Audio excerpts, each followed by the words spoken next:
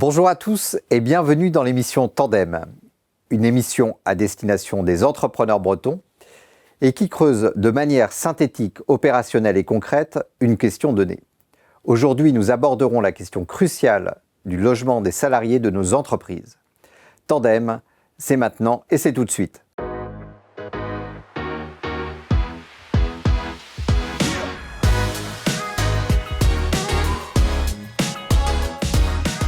L'Ille-et-Vilaine ne fait pas exception à la situation nationale, le logement est en crise.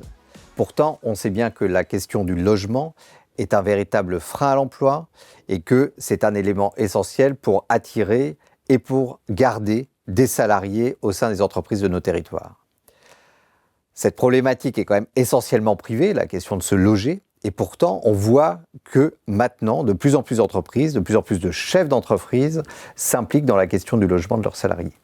Sur ces questions, il y a un acteur majeur qui est Action Logement et il y a aussi les entreprises sociales de l'habitat, en l'occurrence sur notre territoire, la Rance et Espacil Habitat et Espacil Accession. Nous accueillons aujourd'hui Jean-Pierre Vosange qui est administrateur de Action Logement et président donc de Espacil et de la Rance. Et nous accueillons aussi André-Yves Lambert, qui est directeur général délégué d'Espacil Accession. Bonjour à tous les deux. Bonjour. Bonjour. Alors tout d'abord, une première question. Rappelons, Jean-Pierre, ce qu'est Action Logement et à quoi ça sert, mais aussi les deux ESH qui sont des acteurs opérationnels en fait, du logement des salariés. Alors Action Logement, c'est d'abord le premier bailleur privé de France avec 1 150 000 logements.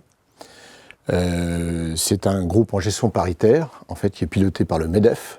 Alors c'est important. Pourquoi ? Parce que évidemment le lien entre l'emploi et le logement, il est évident, il est incontournable.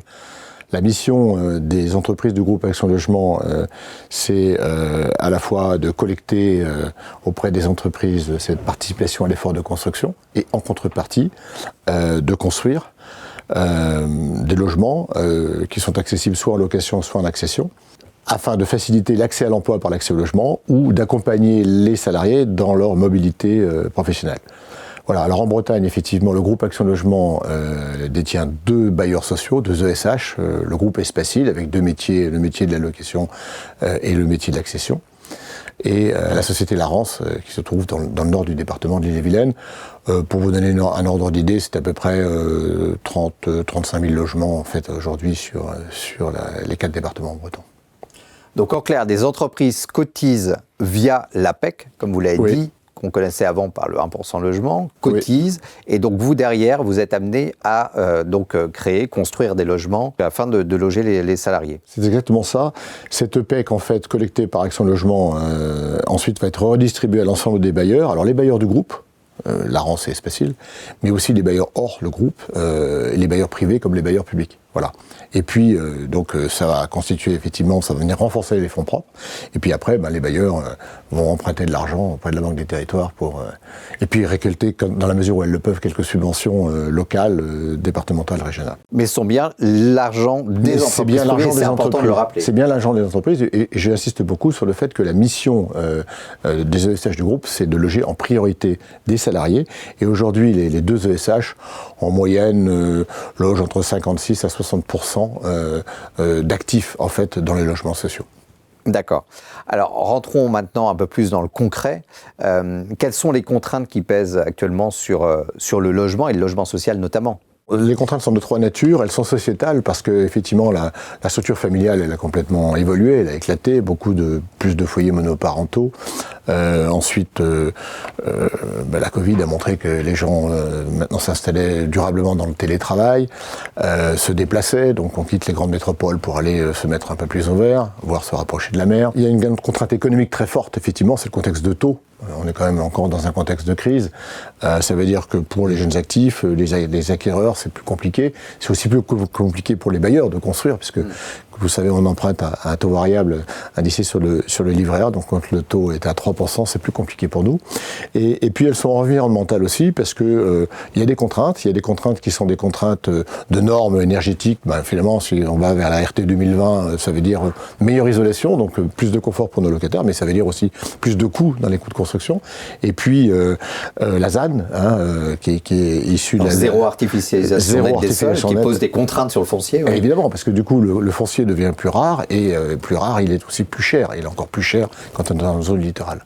Voilà les trois types de contraintes. Et puis ici, il y en a une qui est fondamentale aussi, c'est que la demande de logements sociaux a littéralement explosé au niveau national, comme elle a explosé en Bretagne. Au niveau national, je crois qu'on est à pas loin de 2 millions de personnes aujourd'hui qui demandent un logement, l'accès à un logement social. En Bretagne, au début de l'année, on était à 96 500 demandeurs de logement. Et du coup, le délai s'est rallongé aussi, puisque de 12 mois, on est passé, en l'espace de 2 ans, à 20 mois.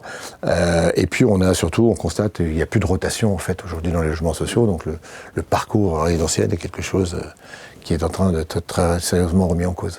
André-Yves Lambert. Oui, alors en complément de ce que disait Jean-Pierre Vosange, on est dans un moment où on constate depuis plusieurs années une dégradation de nos capacités à construire, puisque nous, notre travail, c'est de trouver un terrain, de concevoir un projet et puis de le mettre en œuvre.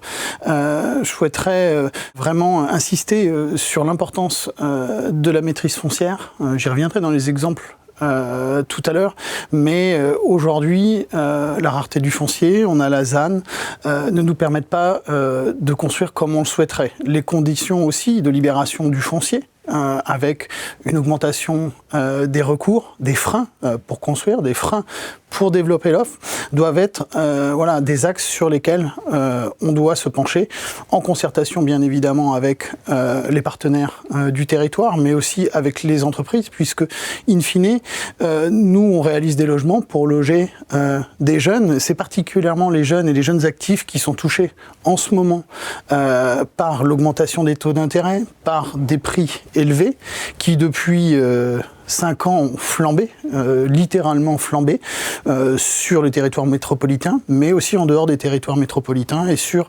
des aires qui deviennent des aires en tension aujourd'hui, ou des zones de tension, et qui ne permettent plus aux accédants à la propriété de se loger.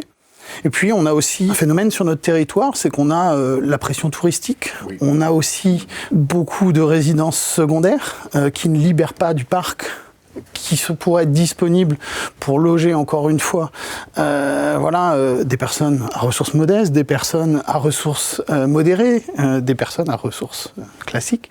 Donc dans les éléments que je souhaitais mettre en exergue, il y avait aussi bien évidemment la hausse des taux d'intérêt pour les accédants à la propriété.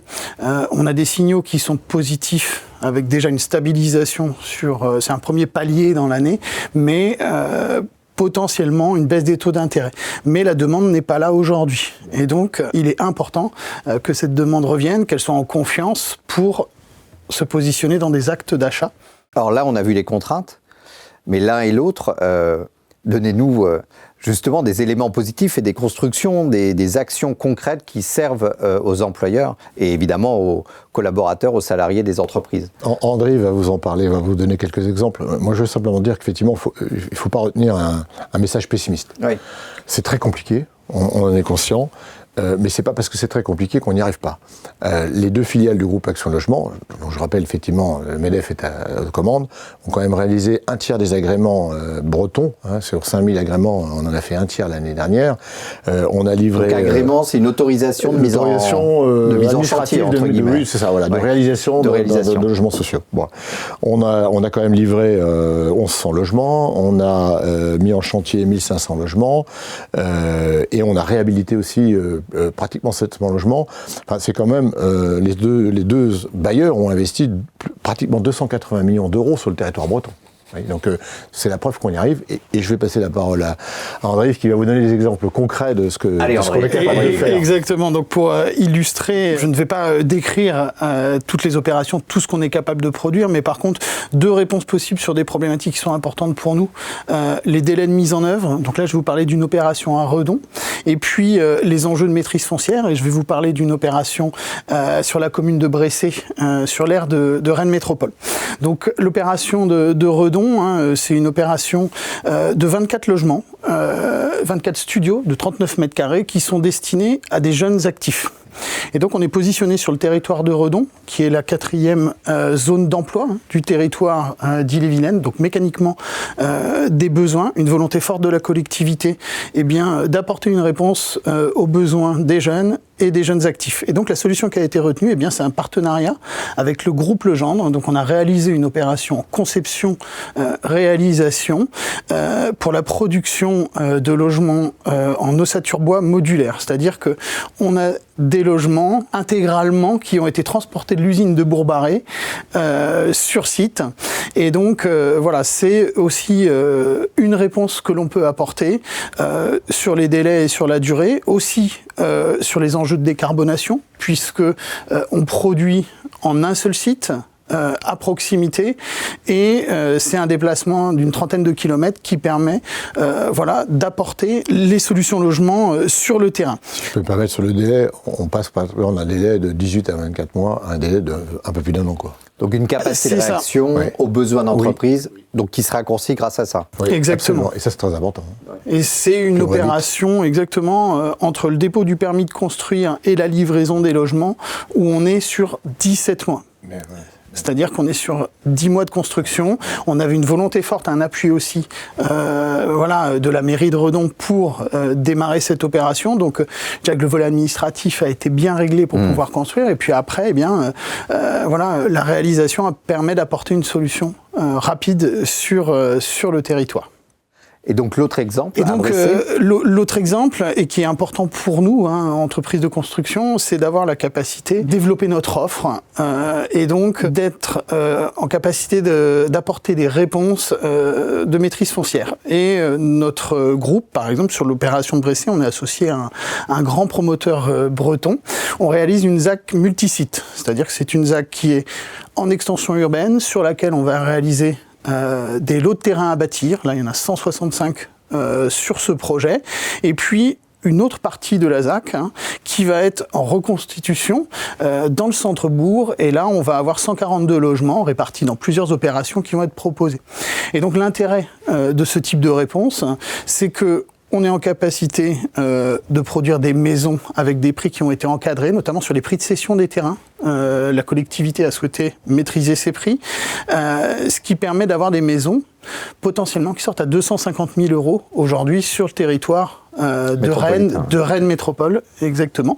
Et puis d'avoir aussi, sur les fonciers du centre-ville, la capacité d'avoir une offre diversifiée en reconstitution et donc d'avoir de la promotion privée, d'avoir de l'accession coopérative à la propriété, d'avoir du logement locatif social, familial, spécifique.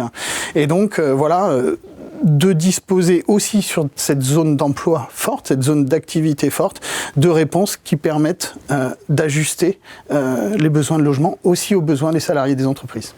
Donc en résumé, tout le monde sera d'accord, le logement est un sujet évidemment crucial et qui subit des contraintes que vous avez exposées, Jean-Pierre. Mais Action Logement et les deux ESH, Espace Habitat, Espace Accession et la Rance, ont une capacité d'innovation et de s'adapter justement à ces nouvelles contraintes, aux besoins changeants des salariés. Donc ce sont des vecteurs extrêmement importants sur ce sujet. Tout à fait. Nous restons très très engagés au service des entreprises. Merci. Merci Xavier. Merci.